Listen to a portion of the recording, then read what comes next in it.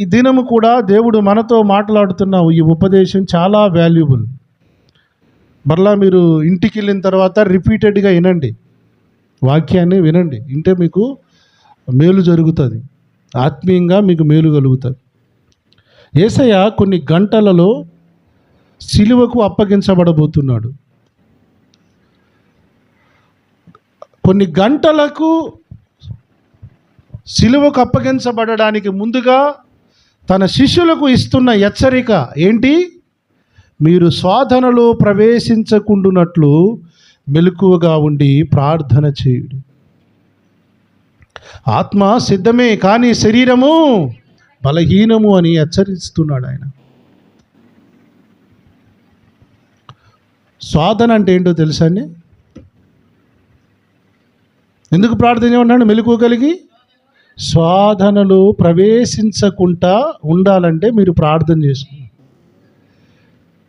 యేసు ప్రభు వారు ఈ మాటలు ఎందుకు చెప్తున్నాడు తెలుసా? ఆల్రెడీ వాళ్ళ దగ్గరికి కొన్ని శోధనలు వచ్చినాయి. కొన్ని శోధనలు అంటే ఎలా ఉండదు తెలుసా? గలిబిలిగా ఉంటుంది. బైబిల్ గ్రంథంలో యాకోబు పత్రిక 1:12 రాయబడింది, శోధన సహించేవాడు ధన్యుడు, సహిస్తారో వారికి జీవ కిరీటం ఉంది అని చెప్పాడు. హల్లెలూయా. అంతకంటే ముందుగానే ప్రభు ఏం చెప్తున్నాడు? అసలు శోధనలోనికి మీరు వెళ్ళకండి, ప్రవేశించొద్దు. డోంట్ ఎంటర్ ఇంటూ టెంప్టేషన్ అన్నమాట. ప్రేరేపణలకు మీరు ఆ శోధనలోనికి ప్రవేశించకుండా ఉండాలంటే మీకు మెలకువ కలిగిన ప్రార్థన అవసరం. ఆమేన్. ఈ మాటలు యేసయ్యతో చెబుతున్నప్పుడు ఒక్కడు యేసు ప్రభుతో లేడు. ఎవరో చెప్పగలుగుతారా? ఇస్కారియోతు యోధా. చెప్పండి, ఏం చేయడానికి పోయాడు తెలుసా? యేసు ప్రభువారి అంట 3.5 సంవత్సరాలు తిరిగిన ఈ పేతురు, మన ఇస్కారియోతు యోధా గారు, ఎప్పుడైతే యేసు ప్రభువారు ఆయన సిలువకు అప్పగించబడడానికి ముందుగా ఇంకా టైం దగ్గర పడిందన్న టైంలో ఇస్కారియోతు యోధా ఏం చేశాడు తెలుసా? ప్రధాన యాజకుల దగ్గరికి వెళ్ళి, యేసును మీకు అప్పగిస్తే మాకు ఏమి ఇస్తారు అని బేరం పెట్టుకోవడానికి వెళ్ళాడు. స్తోత్రం చెప్పండి. ఏం పెట్టాడు? మత్తయి సువార్త 26వ అధ్యాయము 14 నుండి 16 వచనాల వరకు ఉంటుంది. ఇది యేసుక్రీస్తు ప్రభు వారేమో ప్రార్థన చేయడానికి తన శిష్యులను తీసుకెళ్ళి ప్రార్థన చేస్తూ మెలకువగా ఉండి శోధనలో ప్రవేశించకుండా ఉండమన్నాడు. ఈడు మాత్రం ఎక్కడికి పోయాడు? యేసు ప్రభు నమ్మితే మాకేమి ఇస్తారు, ఎంత ఇస్తారని బేరం పెట్టుకోవడానికి పోయాడు. శోధన అంటే ఏంటో తెలుసా? యేసు ప్రభుతో ఉండకుండా, యేసు ప్రభు మాటలు పట్టించుకోకుండా తిరగడమే శోధన. అయ్యా ఈ మధ్య నాకు బాగా శోధన వస్తుంది అయ్యా. యేసు ప్రభుతో ఉన్నావును ఉండవు. గాలి తిరుగులు తిరిగి, గాలి సావాసాలు బట్టి, గాలి అన్నీ చూసి మా గాడికి వచ్చి ప్రార్థన చేయండి అయ్య గారు, ఈ మధ్య దయ్యం పట్టింది. ఏం చూసినావు? ఎవరితో తిరిగినావు? ఎవరితోటి మాట్లాడుతున్నావు? యేసయ్య ఎందుకు చెప్పాడు? మెలకువ ఎందుకు అవసరం అన్నాడు? శోధనలో పడకుండా, ప్రవేశించకుండా ప్రార్థన చేసుకోమన్నాడు. నువ్వు అడిగి పోయావు ఇప్పుడు? ఇస్కారియోతు యోధా అడిగి పోయాడు. యేసు ప్రభుకు దూరంగా యాజకుల దగ్గరికి వెళ్ళి బేరం ఆడుకుంటున్నాడు. అంటే ఇది ఇదివరకు ఉన్న పరిచయమేలేండి, ఆ కొత్త పరిచయం ఏం కాదు. అది ఇదివరకు ఉన్నదే.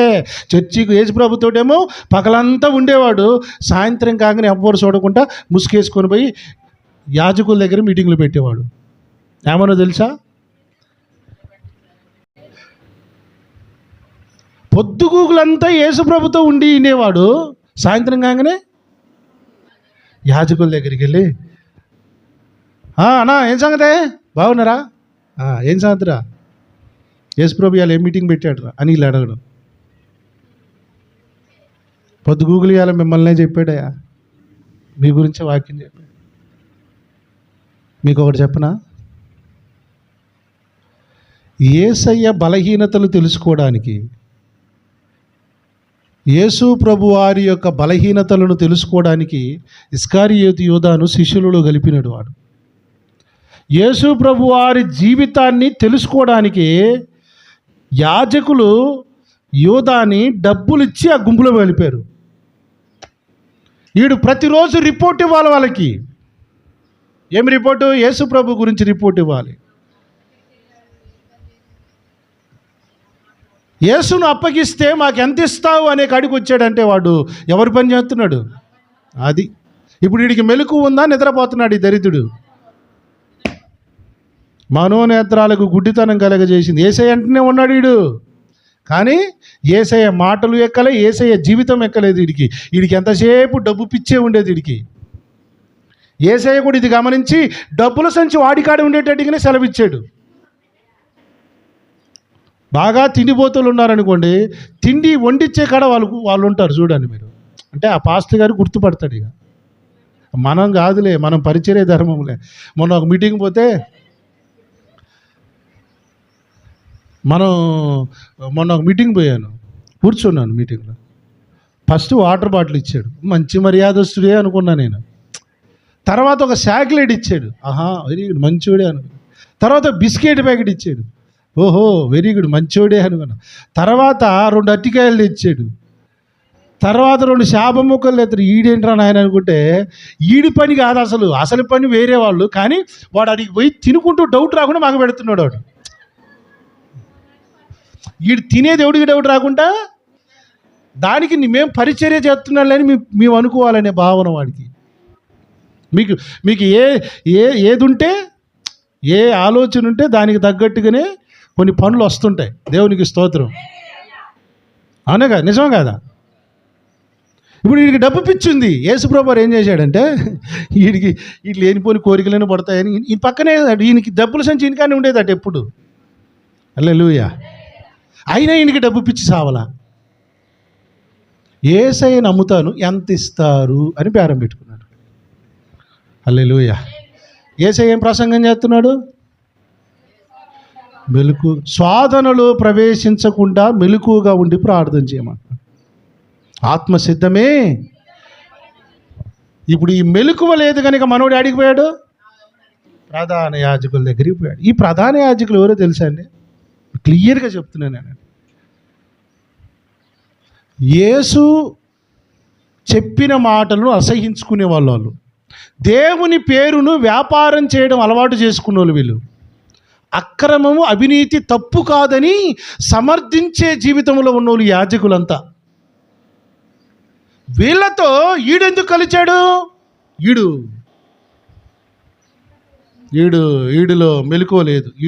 ఈడొక పరమ దరిద్రుడు. అమ్ముకున్నాడు. యేసయ్య నమ్మిస్తానంటే 30 తులాల ఎండి తూచిచ్చారట. పోరా, ఎప్పుడు పట్టిస్తావు పట్టించిపోరని చెప్పేసి. హల్లెలూయా. యూదా పట్టించిన తర్వాత, యేసయ్యని పట్టించిన తర్వాత ఆయనను సిలువ వేసే టయానికి మనోడికి బాధ తట్టుకోలేక యాజకుల దగ్గరికి వెళ్ళాడట. మళ్ళా వెళ్ళి, అయ్యా నాకు ఈ డబ్బులు వద్దు కానీ తీసుకొని, అసలు ఈ డబ్బులు వద్దయ్యా బాబు అంటే వాళ్ళు ఏమంటారు తెలుసా యాజకులు? నువ్వే చూసుకో, మాకేంది, మాకు సంబంధం లేదు, నీ సావు నువ్వు సావు. యేసు ప్రభువు నుంచి దూరం చేసేంత వరకు వీళ్ళు బాగా కమ్యూనికేషన్ పెట్టారు. యేసు ప్రభుతో దూరం అయిన తర్వాత అని పట్టించుకోవట్లేదు.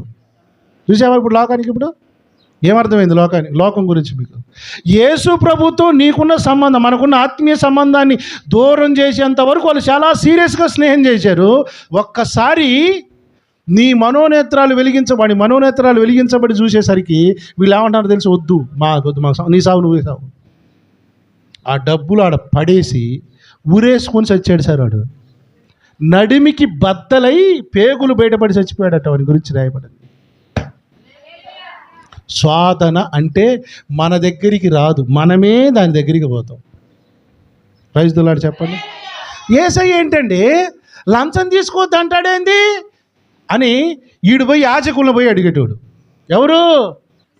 యోధా. యేసయ్య ఏమో లంచం వద్దు అంటాడు. వీళ్ళు ఏమంటున్నారు తెలుసా? వాళ్ళు అట్నే చెప్తారులే, వాళ్ళు అట్నే చెప్తారు, నువ్వు భలే చెప్తున్నావే, బతకొద్దా, భార్య పిల్లలకి మంచి బట్టలు తీసుకోవద్దా అని వాళ్ళు ట్రైనింగ్ ఇస్తున్నారట. ఇప్పుడు మందు తాగేవాని దగ్గరికి పోయి మందు తాగొచ్చా సార్ అని అడిగితే ఏమంటాడు? తాగొచ్చులే అంటాడు. నా దగ్గరికి వచ్చి అడిగితే, ఇప్పుడు నా దగ్గరికి వచ్చి మందు తాగొచ్చా అని ఎవరన్నా నన్ను అడిగితే నేను వద్దు, తాగకూడదు, తాగితే నాశనం అవుతామని చెప్తా నేను. నిజమా కాదా? ఇప్పుడు నాలాంటి వాడు సావాసం ఉంటారా? మందు తాగొచ్చులే అనేటువంటి వాడు సావాసం ఉంటారా? ఇప్పుడు యేసు ప్రభు వారేమో వద్దు అంటున్నాడు, లంచం వద్దు అన్నాడు, తాగుడు వద్దు అన్నాడు, వ్యభిచారం వద్దు అంటున్నాడు. యాజకులందరూ ఏమన్నారు? ఏం పర్లేదు, టేక్ ఇట్ ఈజీ. ఇప్పుడు ఇది హ్యాండిల్ చేయలేకపోయినాడు వీడు. యోధాగాడు ఏం చేయలేకపోయినాడు? నేను ఏమంటున్నానంటే, ఉపదేశం కరెక్ట్గా వింటే ఆత్మీయంగా మండే వాళ్ళ దగ్గరేనండి. నువ్వు ఆడికి ఈడికి పోయి కొబ్బరి నూనెలు, తాయెత్తులు, ఖర్చీపులు అమ్మేవాడికి అడిగి పోయి ఈడికి వచ్చి వాక్యం అంటే నీకు అర్థం కాదు, నువ్వు కన్ఫ్యూజ్ అవుతావు, నాశనం వేసి వస్తావు. యోధాకైతే నీకు పట్టేది. హలో, మండే కాడుంటే నీకు అర్థం. ఇప్పుడు తాగుబోతులు, లంచగొండ్లు, తిరుగుబోతులైన యాజకులతో నువ్వు వాళ్ళకి అడిగిపోతే ఆడేం చెప్తా నీకు? ఏం కాదురే, దేవుడు కరుణామయుడు అండి, అన్ని చేయొచ్చు అంట. ఎన్ని చేసినా నువ్వు పావురం పెట్టకరారా బాయ్, పావురం పట్టుకురా నీ పాపం బద్దులే, గొర్రెపిల్ల పట్టుకురా నీ పాపం బద్దులేనే చెప్పేవాళ్ళు వాళ్ళు. యేసయ్యేమో ఆయనే బలి కావడానికి వచ్చాడు. ఇక నువ్వు పాపము చెయ్యొద్దు అని చెప్పిన వాడు ఆయన. స్తోత్రం చెప్పు. ఆ యాజకులకు మన ప్రధాన యాజకుడికి ఎంత తేడా ఉంది? మన ప్రధాన యాజకుని విడిచిపెట్టి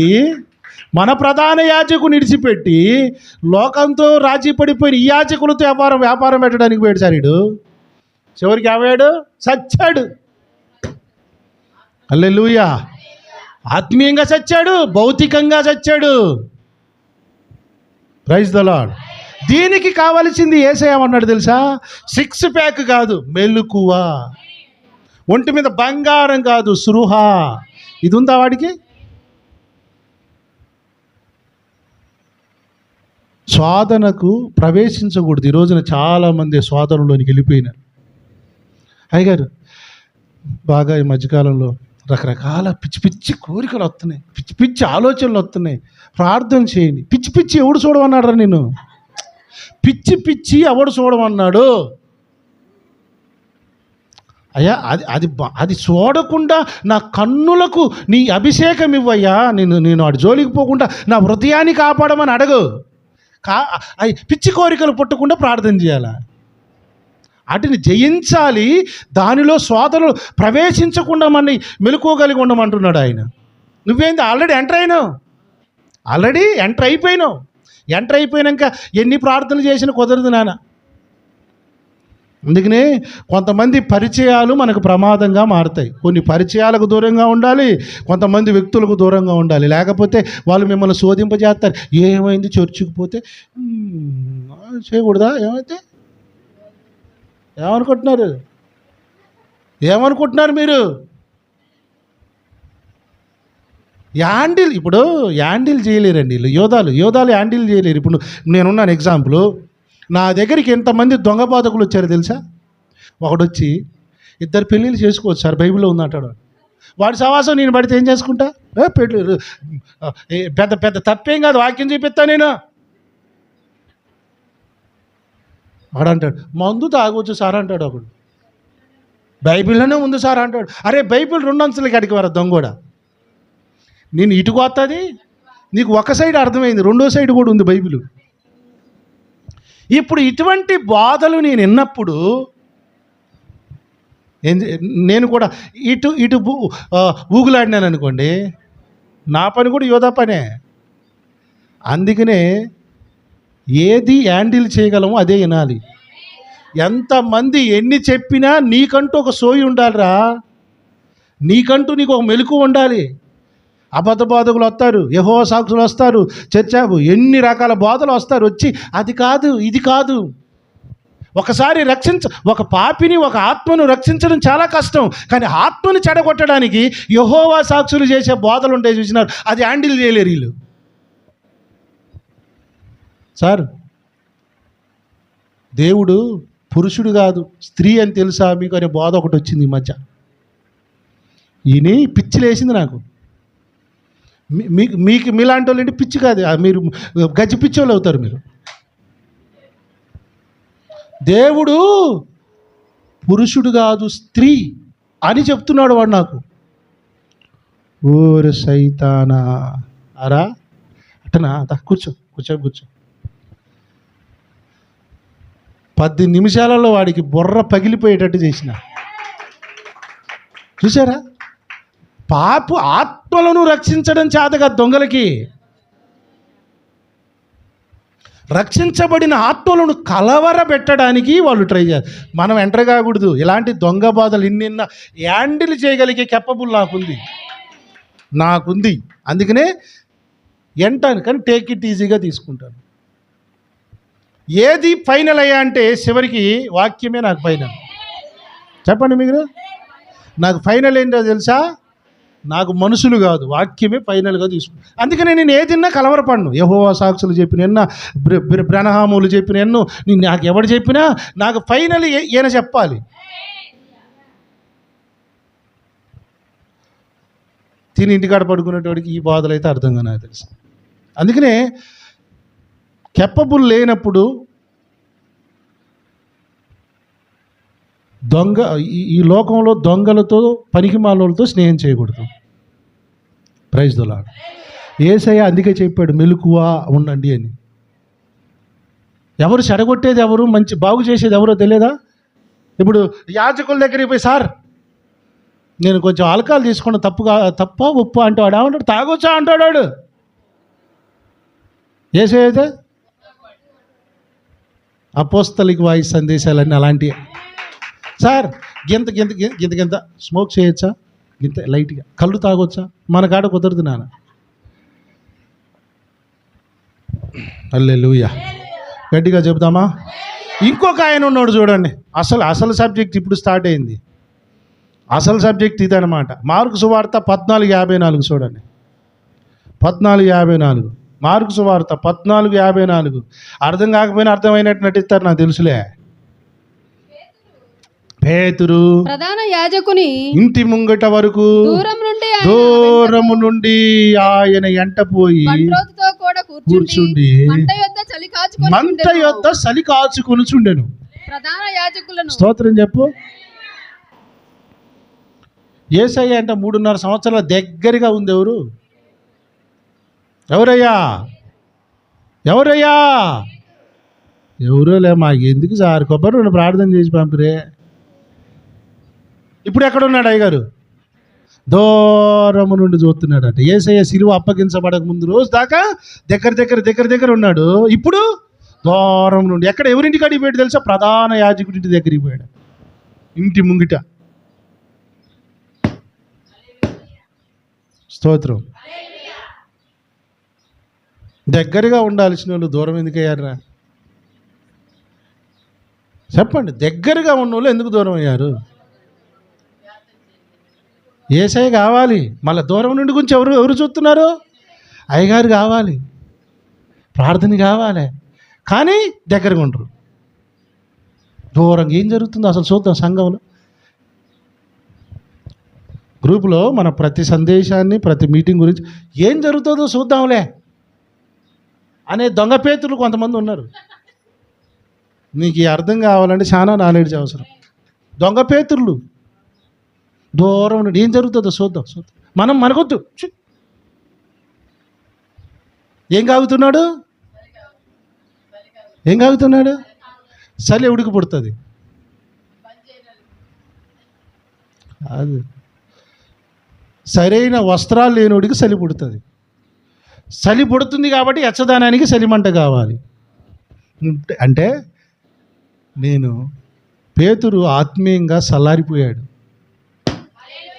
పోయి ఎవరితోటి చలి కాగుతున్నాడు? బంటి రోజులు అంటే అక్కడ ఉన్నటువంటి ఆ కాలంలో ఉన్నటువంటి కానిస్టేబుల్ తోటి చలి కాగుతున్నాడట. ఎవరితోటి ఉండాలి?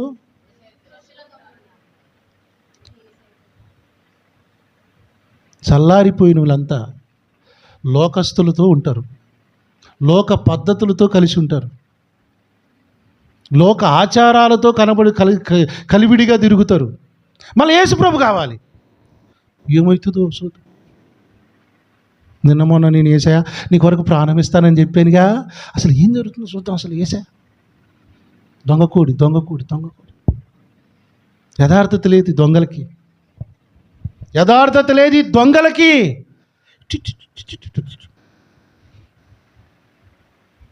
యాక్షన్లు. ఒకనాడు ఏమన్నారు ఇలా పేతురు?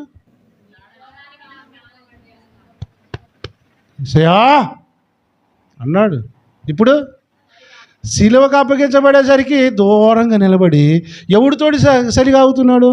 సల్లారిపోయి లోకంలో అవినీతితో అక్రమంతో బతుకుతున్నటువంటి వాడు ఆ ప్రధాన యాజకులు ఇంటికాడికి పోవడమే ప్రమాదం. అసలు ఆడింటి ముందర సరిగాగుతున్నాడు అటేనా.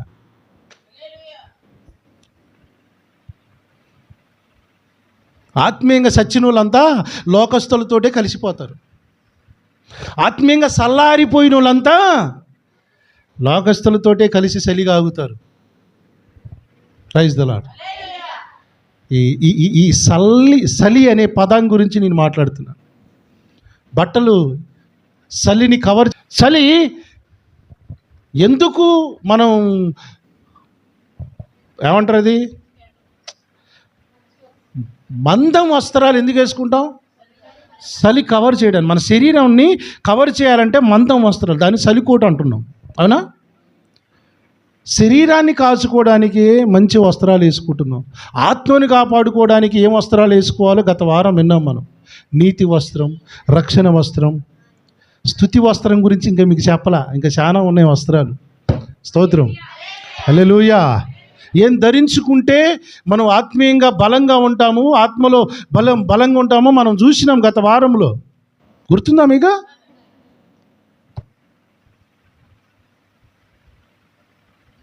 ఆత్మీయంగా సల్లారిపోయాడు మా పాపం. శరీరము కూడా సరిగా లేదు, శరీరానికి వేసిన కొన్ని వస్త్రాలు సరిగా లేవు, ఆత్మీయ జీవితంలో కూడా వస్త్రాలు సరిగా లేవు. అందుకనే పోయి లోకస్తులతో స్నేహంగా అవుతూ లోకములో ఉన్నటువంటి ఆచార పద్ధతులతో కలిసిపోయిన వాళ్ళు ఉన్నారు, చూసినారు. వీళ్ళంతా వాళ్ళే గుంపు. ఇస్కారియోతు యోధా అదే బాపతి పోయాడు, వాళ్ళతో కమిట్మెంట్ అయ్యాడు, చివరికి చచ్చిపోయాడు. హల్లెలూయా. ఒక తల్లిగారి గురించి మీకు చూపిస్తాను. చాలా మంచి తల్లిగారు ఆమె. నా ప్రపంచ చరిత్రలో, బైబిల్ చదివిన చరిత్రలో ఈ తల్లిగారి గురించి ఎవడన్నా వాక్యం చెప్తాడంటే ఎవ్వడు చెప్పలా. నేను మీకు గుర్తు చేస్తాను. సామెతల గ్రంథం 31వ అధ్యాయంలో ఒక తల్లిగారండి ఒక కొడుకుకు ఉపదేశం చేసింది, వాక్యం చెప్పింది. ఆ తల్లి లెముయేలు తల్లి. 31వ అధ్యాయంలో ఆ తల్లి ఆ వాక్యం చెప్పింది. చూడండి ఏం చెప్తుందో. నేనేమందును కొడుక, నేను కన్న కుమారుడా నేనేమందును. తల్లిదండ్రులు, తల్లి ఎస్పెషల్గా తల్లులు చేయాల్సిన ఉపదేశము తన పిల్లలకి ఏంటో చెప్తున్నాడు ఈ వాక్యంలో. నేను మొక్కులు మొక్కితే పుట్టిన నా కొడుక నేనేమందును కొడుక. ఇదిగో ఇదిగో ఇదిగో ఇదిగో నానా, నీ బలమును ఆడోళ్ళకి ఇయ్యకురా కొడుక అని చెప్తుంది. ఎవరికి? ఆడోళ్ళకి ఇయ్యకు. ఈ అధ్యాయం మొత్తం ఆ తల్లి చేసిన ఉపదేశం ఉంటుందండి. మీకు తెలివి ఉంటే అది వెళ్ళి చదువుకోండి. ఇన్ని రోజులు కొంతమంది బోధకులు మనకి నేర్పక కుటుంబాలలో విచ్ఛిన్నం అయిపోయినాయి. ఒక పద్ధతి లేదు, ఒక క్రమం లేదు. సిలువేసుకోవడం నేర్పినారు కానీ వాక్యం నేర్చుకోవడం నేర్పలేదు.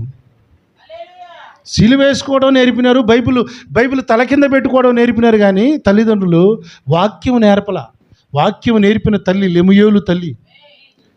తల్లి చెప్తున్న మొట్టమొదటి వార్నింగ్ ఏంటో తెలుసా? నానా కొడుక, నీ బలాన్ని ఆడోళ్ళకి ఇయ్యకురా నానా.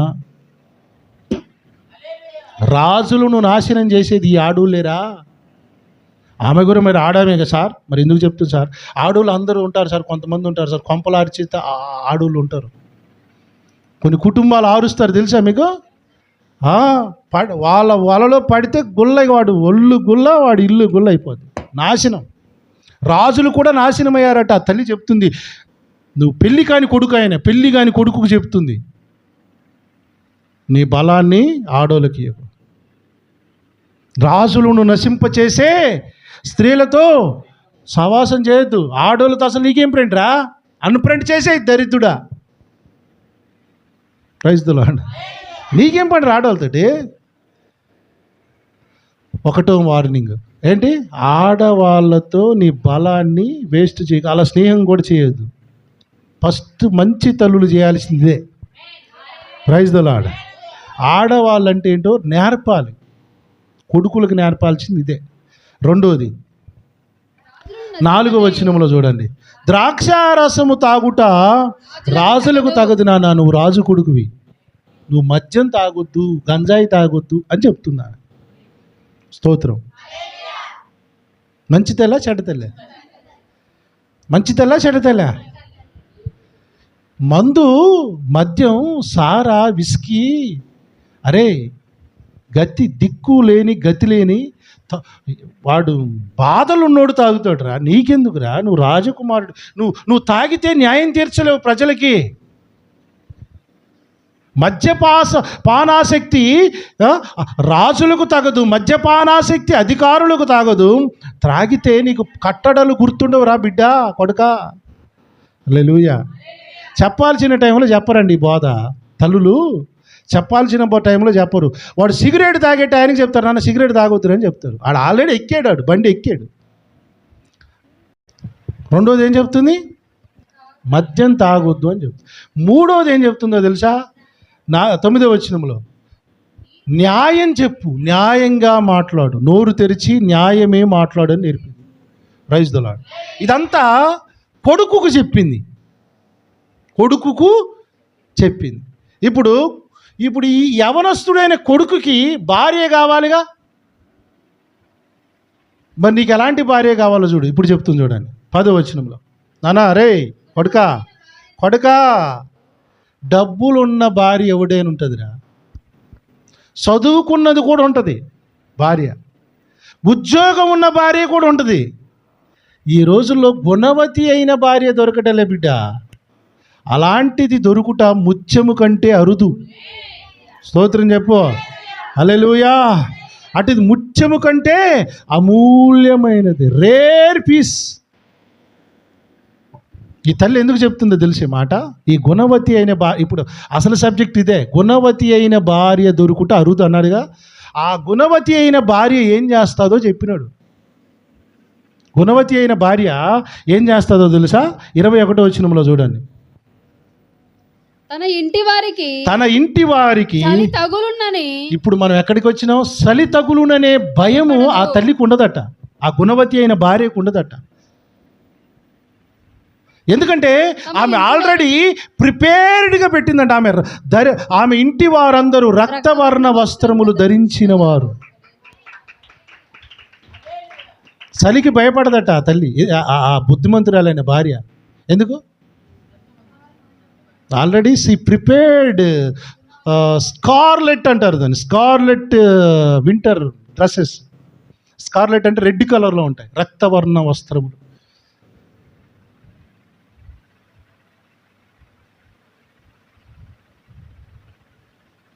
నిన్ను జాగ్రత్తలు చెప్పిన తల్లి ఉందే, భార్య నీకు ఇలాంటి భార్య ఉండాలి, ఉంటే నీకు పుట్టే పిల్లలను కూడా మంచిగా చూస్తుంది, చలి తగులుతుందన్న భయం కూడా ఉండదు. షీ ప్రిపేర్డ్ అంటే ఆమె తయారు చేసి పెడుతుందట అంతా. ఈ రోజున తల్లులు ఏం ట్రైనింగ్ వేస్తున్నారు? సినిమాలు చూడమని డబ్బులు ఇచ్చేది ఈ తల్లులే, గంజాయి తాగమని ఇచ్చేది డబ్బులు కొడుకులకి ఈ తల్లులే,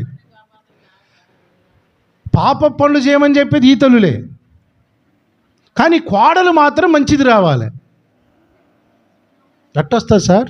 నువ్వు ఏమి ఎత్తుతావో అదే వస్తుంది. ఇప్పుడు నీ కొడుకుకు నువ్వేమి నేర్పినావు? సంస్కారం నేర్పినావా? సంస్కారం లేని కొడుకుకి సంస్కారం ఉన్న కోడలు ఎట్టొస్తుంది? స్ట్రాంగ్ ఇన్ఫర్మేషన్ ఆల్రెడీ వెళ్ళిపోయింది, ఇది కరెక్ట్ కాదు. ముందు నువ్వు నీ కొడుకును సిద్ధపరిస్తే నీ కొడుకుకు తగిన నీ భార్య, ఆయనకి తగిన భార్య, ఆడ స్త్రీ ఎలా ఉంటుందో అలాంటి వాళ్ళు వస్తారు. గుణవతులు ఎందుకు రావడం లేదో తెలుసా? గుణవంతులైన పురుషులు లేరు, మగవాళ్ళు లేరు కనుక గుణవంతులు దొరకట్లేదు. నిజమా కాదా?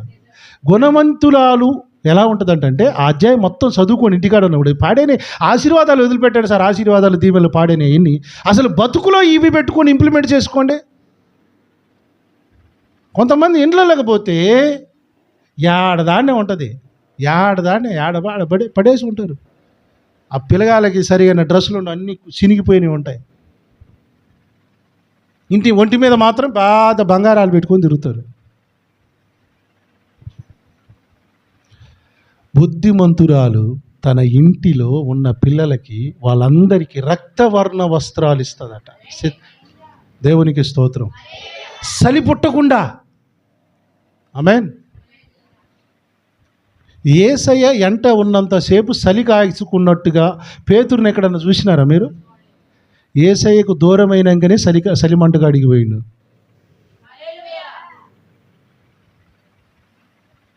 ఈ రోజున మన పరిచర్యలలో ఉపదేశం కూడా మనలో ఉన్న చల్లదనాన్ని తీసేసేది, ఎచ్చదనాన్ని పుట్టించేది.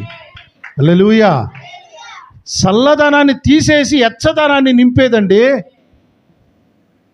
యేసయ్యతో ఉన్నంత వరకు ఎచ్చగానే ఉన్నాడు, ఇప్పుడు చల్లబడిపోయాడు, చలి కాచుకునే స్థాయికి వచ్చాడు.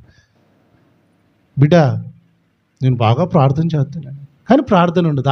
ఉపదేశాలు ఎన్ని ఉన్నావు? ఇప్పుడు ఉదాహరణ సార్, నేను సావుకుడిగా మాట్లాడుతున్నాను. Are you ready? రోజుకి ఎన్నిసార్లు తినాలి అన్నం? ఎన్నిసార్లు తినాలా? తినకపోతే ఏమవుతుంది? తినని వాళ్ళ ముఖం చూస్తే వెంటనే అర్థమైపోద్ది, బక్క బీక్కుని ఉంటారు. తినటం కోసం బతుకుతారు. సరే, అది వేరేలే.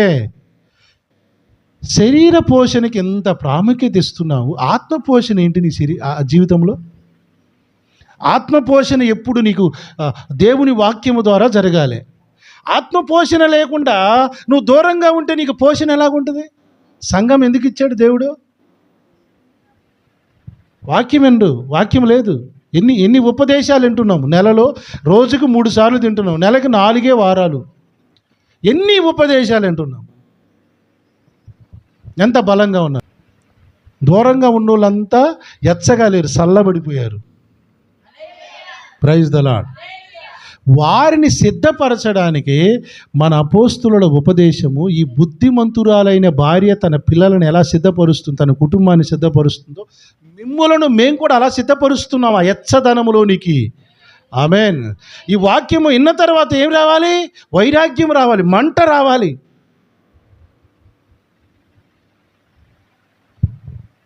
నేను ఎక్కువగా మాట్లాడితే మీరు ఇబ్బంది పడదు. ఇప్పుడు బాగా అందరికీ ఈనాటి కాలంలో, ఆధునిక కాలంలో డబ్బు పిచ్చి, బంగారం పిచ్చి అధికమైపోయింది. దీన్ని సమర్థించే బోధకులు కూడా అధికమయ్యారు. అవునా కదా? ఇప్పుడు దీన్ని సమర్థించే బోధకులు ఎవరో తెలుసా? దాన్ని ధరించుకునేవాళ్ళు. దాన్ని ధరించేవాడు ఏం చెప్తాడు? ఏమని చెప్తాడు? తప్పేముంది అంటాడు. లిమిట్, కొన్ని పరిధులు ఉన్నాయి, కొన్ని పరిధులను దేవుడు పెట్టాడు.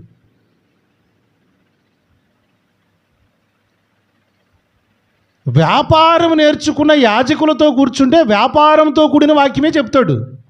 దేవుని చిత్తం అయితే నేను మీకు అది సిద్ధపాటు కూడికలో నేను మీకు వివరిస్తాను. వ్యాపారం, సంఘంలో వ్యాపారం అంటే ఏంటి, ఏ విషయంలో మనం మేలుకోవాలని నేను మీకు నేర్పిస్తాను ప్రభు చిత్తం అయితే. హల్లెలూయా, హల్లెలూయా. ఇప్పుడు వ్యాపారం చేసే యాజకులతో కూర్చుంటే ఏం చెప్తాడు వాడు? పర్లేదండి, పర్లేదు, టేక్ ఇట్ ఈజీ. వాడు చివరికి చచ్చాడు. వాడు ఏదో ఏమాడు, చివరికి చచ్చాడు. ఇలా మాటలు ఈని చివరికి వాడు చచ్చాడు. మంట పెట్టే ఉపదేశం ఉండాలంటే అందుకే వేసే మెలకువ కలిగి ఉండండి. హల్లెలూయా. ఆత్మీయులతో ఎందుకు ఉండరో తెలుసా అండి? ఎందుకు ఉండలేరో తెలుసా అండి? ఇక్కడ సమర్థింపులు ఉండవు, తాలింపులు ఉంటాయి. చెప్పండి. సమర్థింపులు ఉండవు, తాలింపులు ఉంటాయి. ఏం చేసినా తలకాయ ఊపేటోడు ఉంటే సమర్థింపు, ఏం చేసినా ఇది తాలింపు. ఏమర్థమవుతుంది మీకు? యేసయ్య దగ్గర అందుకనే ఉండలేక యాజకులతో సహవాసం వచ్చినాడు. కొద్దిలో మిస్ అయ్యింది పేతురు కూడా, జస్ట్ మిస్. కృప ఉంది కాబట్టి మళ్ళీ పట్టుకున్నాడు. కృప ఉంది కాబట్టి మళ్ళీ పట్టుకొని రే రారా నాన్న అని చెప్పి మళ్ళీ బయట పెట్టుకొని, రా మేడ గదికెళ్ళి, దరిద్రుడా ప్రార్థన చేసుకో, నేను ఇచ్చే పరిశుద్ధాత్మ వచ్చేంతవరకు కనిపెట్టా దరిద్రుడా. హల్లెలూయా. కూర్చున్నాడు, ప్రార్థన చేశాడు. దెబ్బకి అగ్ని వచ్చింది, పరిశుద్ధాత్మ అగ్ని వచ్చింది. అప్పుడు లేచాడు. ఇంకా నేను యేసు కొరకు బతుకుతాను. వచ్చింది మంట. యేసును చంపితే చూద్దామనుకున్న పిరికోడు యేసు కొరకు చచ్చిపోవడానికి సిద్ధపడ్డాడు. అదే పరిశుద్ధాత్మ మహిమ. ప్రభావము, ఆ మంట వచ్చిన తర్వాత తేడా వస్తుంది సార్. మంట లేనంత వరకు చల్లగా బతుకుతారు. మంట వస్తే, నేను అందుకనే అన్నాను, ఆత్మీయులు మంట దగ్గర ఉండాలి సార్. మంట దగ్గరనే ఉండాలి. హల్లెలూయా. చల్లారిపోయి పోతాడేమో అనుకుంటే మళ్ళా అగ్నిని పంపించాడు. పరిశుద్ధ ఆత్మ అగ్ని వచ్చిన తర్వాత మళ్ళా రోషం వచ్చింది. ఆమేన్. అందుకనే నేను ఏమంటానంటే, ఇటువంటి ఉపదేశాల దగ్గర ఉంటే మీరు మండుతారు. చెప్పండి. బయటికి పోయి అయ్యగారు గంజా వ్యాపారం చేయొచ్చా, సారా అమ్మొచ్చా అంటే ఏమంటాడు వాడు? వాడికి అలా కూడా కానిపోతుంది అని భయం, వాడికి బాధ, వాడి బాధ వాడు చెప్తాడు. దుర్వ్యాపారము కలదు, ఇది దుర్వ్యాపారం.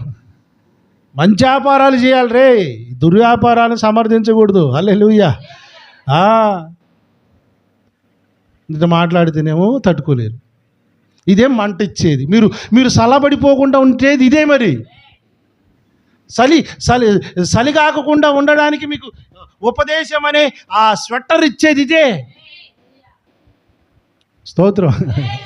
రక్తవర్ణము ఆ స్వెటర్ ఉపదేశమే. ఉపదేశం అంటే వాక్యం అండి.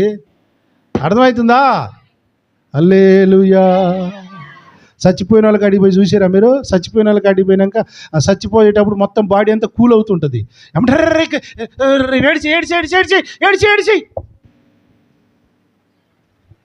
ఏడు చేస్తే ఆ చలిదనం పోయి బతుకుతారని కాళ్ళని ఏడు చేస్తారు. చూసారు మీరు?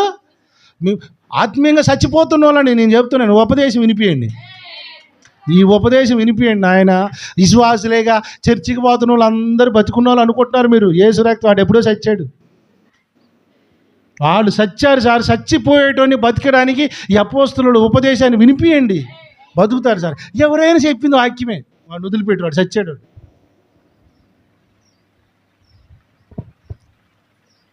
రక్షణ ఎంతమందికి పొందుకున్నాం? బాప్తిసం మనందరం. ఓ వెరీ గుడ్. బాప్తిసం అంటే నీళ్ళలో మునిగి లేవడం కాదు.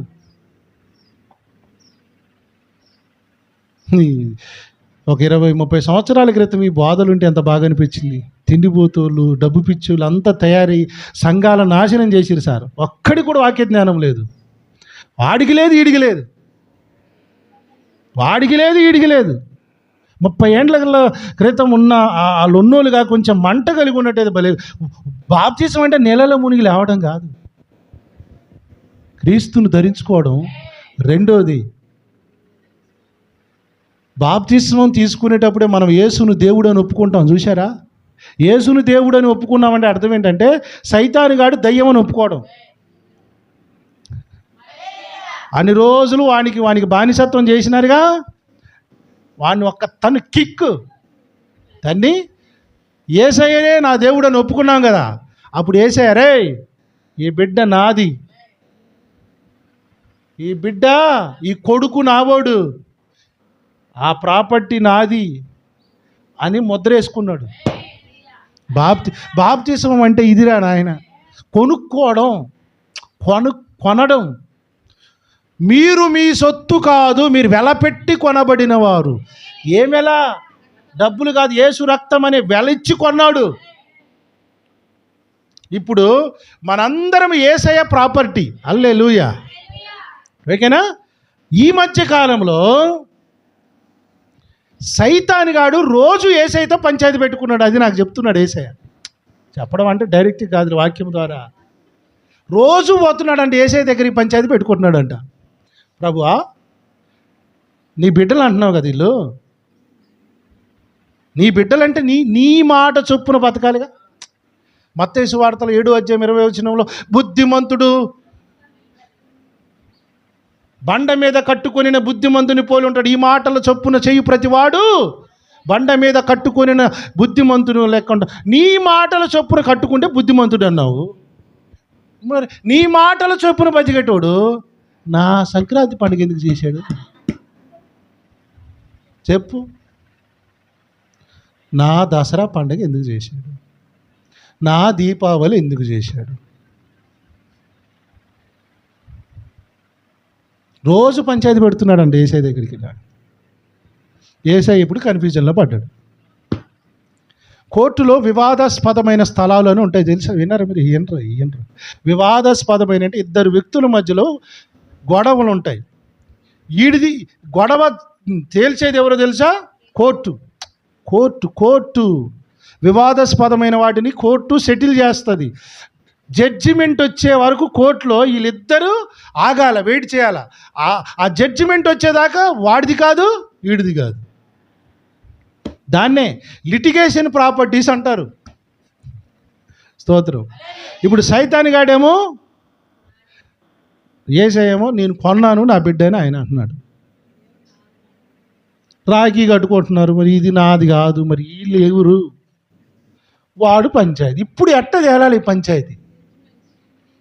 తీర్పు దినాన గొర్రెలు మేకలు ఏరు చేస్తాడు, చూసినారు? అప్పుడు తెలుస్తుంది. అప్పటిదాకా మీరు సల్లారిపోకుండా ఉండడానికి మాలాంటి వాళ్ళని పంపించి కొంచెం ఆ చెద్దర్లు కప్పి ఆ దరిద్రులకి సరిపొట్టకుండా చేయరా నాన్న అని హెచ్చరించి బుద్ధి చెప్పి గద్దించిరా నాయనంటే మేము చెప్తున్నాం సార్. మీరు సైతాన్గాడి పోరాటం కూడా న్యాయమైంది. ఎందుకు చెప్పండి? నీ బిడ్డ నీ లెక్క బతకాలి, నీ మాటల చొప్పున బతకాలి. నా మాటలతో నా పద్ధతులతో ఏం పని?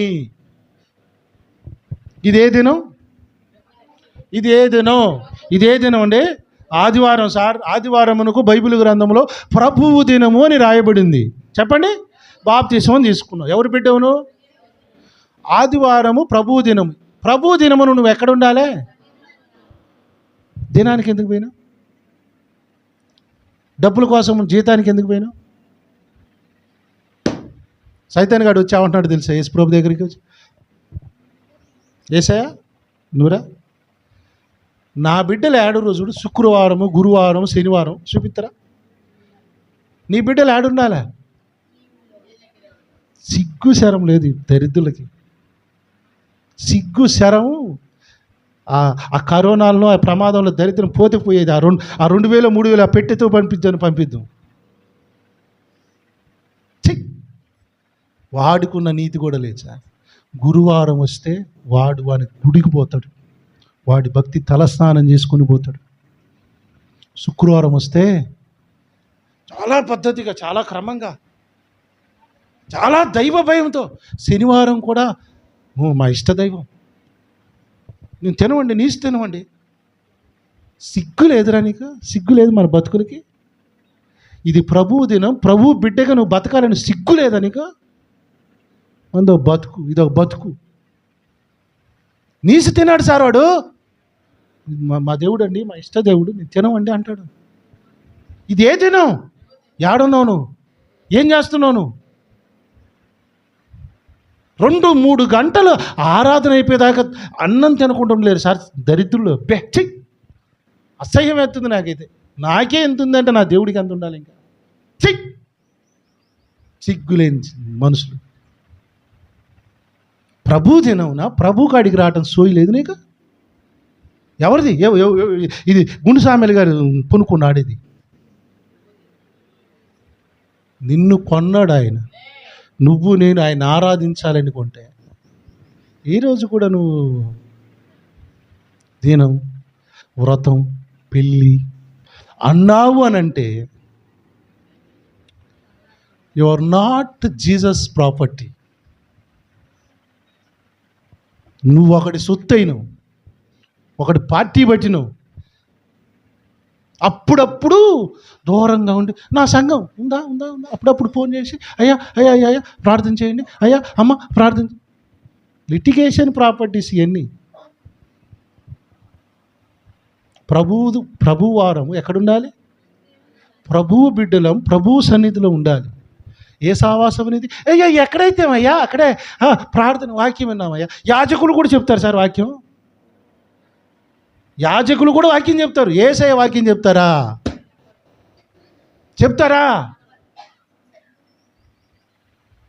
యేసయ్య ఉపదేశం వేరు, యాజకుడి ఉపదేశం వేరు. ఇది మంట పెట్టేది, అది చల్లార్చేది. అందుకని చలిగాగుతున్నాం. ఏది చేసినా తప్పులేదు అంటాడు వాడు. యేసయ్య ఇక పాపము చెయ్యకు అని చెప్తాడు. ఎంత తేడా ఉంది సార్ యేసయ్యకి మనకి. మెలకువ లేకపోవడం అంటే ఇది. ఆల్ నైట్ ప్రేయర్ కాదురా, పిచ్చాడా తిక్కలాడు. ఈ 30 ఏళ్ల కింద వాళ్ళు, ఈ ఈ ఈ నిద్రపోతోళ్ళు, తిండిపోతోళ్ళు, మాంసాపేక్ష బాగా ఉన్నోళ్ళంతా బోధించిన బోధలు ఇవన్నీ. స్వాతంత్రం రాకుండా ఉండాలంటే మనందరం ప్రార్థన చేయాలా, అలాంటి ప్రార్థన చేయాలా. చేయడం తప్పులేదురా నాయన, అది కాదు అసలు మెలుకు అంటే ఇది. చాలామంది అయ్యగారులు ఇల్లు కట్టుకునేటప్పుడు ఆస్తు చూపించుకుంటారు, పెళ్ళి పెట్టుకునేటప్పుడు పక్కా వేపనాయన ముహూర్తం పెట్టుకొని వస్తారు, నిమ్మకాయలు తెచ్చుకుంటారు, మామిడి తోరణాలు కట్టుకుంటారు. మళ్ళా యేసయ్య అంటారు. వీళ్ళంతా ఎవరో తెలుసా? లిటిగేషన్ ప్రాపర్టీస్, అన్ని తీర్పు దినాన ఒక రోజు ఉంది నాన్న, జడ్జిమెంటే, అన్ని లెక్కలు తేలుస్తాడు. మా బాధ ఏంటో తెలుసా?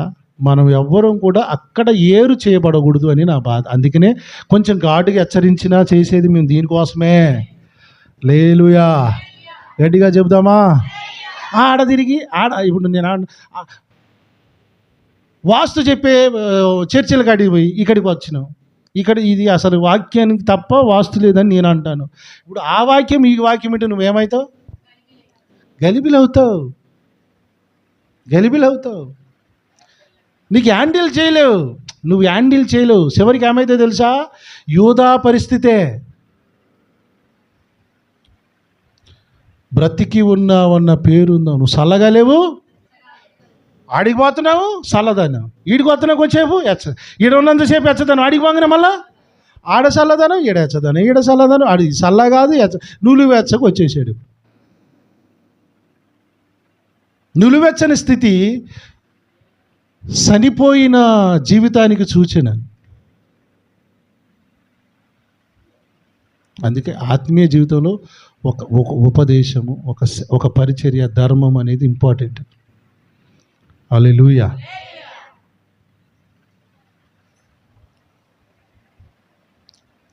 ఒక మనిషి 2 యజమానులకు జీతం ఉంటాడా? ఇద్దరికి ఉంటాడా? మనం ఎందుకున్నాం? మరి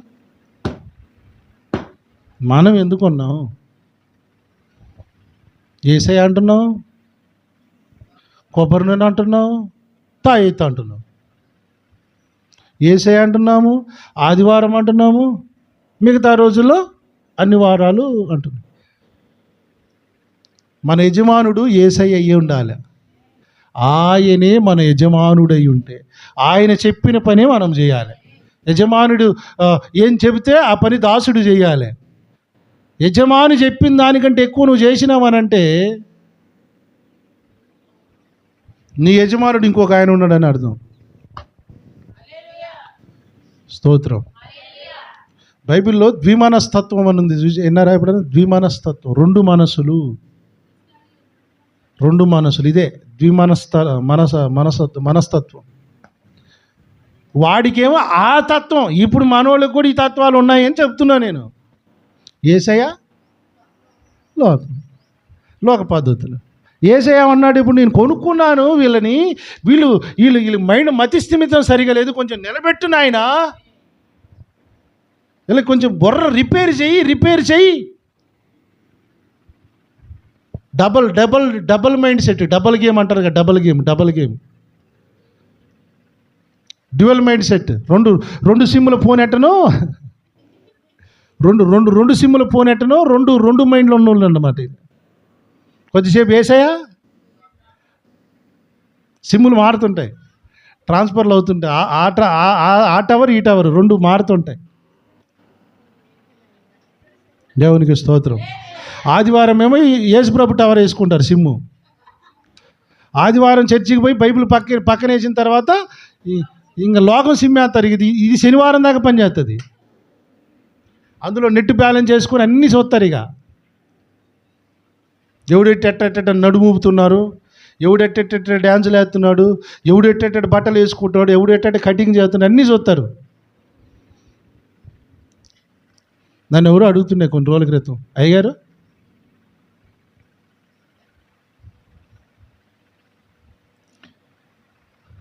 గుండు కొట్టుకోవడం తప్ప అని బైబిల్ ఉందా అని అడిగాను నన్ను. గుండు కొట్టుకోవడం తప్పని బైబిల్లో ఉందా అని అడిగాడు. అంటే ఇటు అర్జెంట్గా గుండు కొట్టుకోవాలి ఇప్పుడు, అంటే గుండు లాంటిది కొట్టుకోవాలి ఇప్పుడు. వాడు గుండు కొట్టుకోడు, గుండు లాంటి ట్రైనింగ్ చేయాలన్నమాట. అంటే ఇట చాలా ఏది ఎలా ఉండాలో ఎవ్వడు నీకు తెలియాలి సార్. సోయి డీసెంట్ అంటే నీకు నువ్వు సోయి కలిగి ఉండడం అని అర్థం. పట్టీలు పెట్టుకోవచ్చు అయ్యగారు, పట్టీల గురించి బైబిల్లో పెట్టుకోమని ఏమి ఉండదు. నేను చెప్తున్నాను సార్. ముక్కు పుడక పెట్టుకోవచ్చు అయ్యగారు, ఉండదు సార్. ఏది ఎంతవరకు అవసరం నీకు తెలియడం, అదే మెలకువా. ప్రైజ్ ద లార్డ్, హల్లెలూయా. మనం డీసెంట్గా ఎలా ఉండాలో నేర్పుతున్నాడు దేవుడు. అది ఎలా ఉండడం తెలియాలి నీకు. అదే సోయి అంటే. అదే పోయిన వారం మనం చూసినాముగా, మన శరీరం కనబడకుండా ఎలాగైతే మనం వస్త్రాలు ధరిస్తామో, ఆత్మీయంగా ఉండాలని కూడా మనం ఆత్మీయమైన మెలకువ కలిగి ఉండాలి మనం. అదే మెలకువ అంటే. హల్లెలూయా. ప్రభు చిత్తం అయితే, మనం దేవుని చిత్తం అయితే ఈ మెలకువను గురించినటువంటి వర్తమానం రేపు శుక్రవారం కూడా ఉపదేశ క్రమంలో భాగంగా అది కంటిన్యూ చేద్దాం.